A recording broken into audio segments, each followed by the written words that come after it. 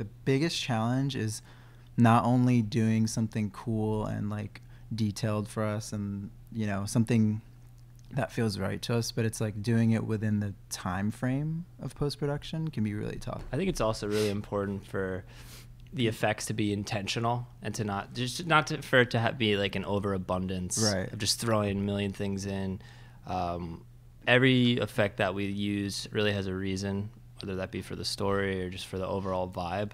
So that's something that we're a lot of cuts too. Very aware of. I'm really trying to think about the flow when I'm editing or something even if like something small in the lyrics relate to it, or like something really detailed visually kind of relates to the next shot. I think it's like that's what creates like a cohesive, like even if it's like disjointed, it still feels cohesive, you know? Yeah, no, I know sure. what you mean. Gives it some rewatchability too, where, you know, you might not catch something first watch, you can go back and check it out.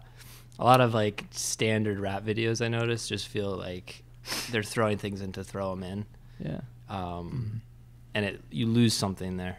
Yeah. Yeah. There is a balance that that we sort of seek, and like I think some of our earlier work had a lot more, not mindlessness, but like I think we got better and better as like we realized what we wanted to. I mean, I think Butterfly Effect is probably one of the most like I don't know. I think it strikes a pretty good balance of like how like frantic it is, and but like curated at the same time. Yeah, that's the like early Goosebumps and Party Monster are kind of like crazy, and that's like kind of intentional too. But like Butterfly Effect, I think we found a pretty good balance. For that sure. was like cinematic, but you know, parts had a lot of effects. And Early on, it was really about experimenting, and true. I think a lot of techniques and stuff were developed in those days. I mean, we still are experimenting. We were thinking like, how do we stand out in this industry? It wasn't so intentional, but we definitely wanted to do something that we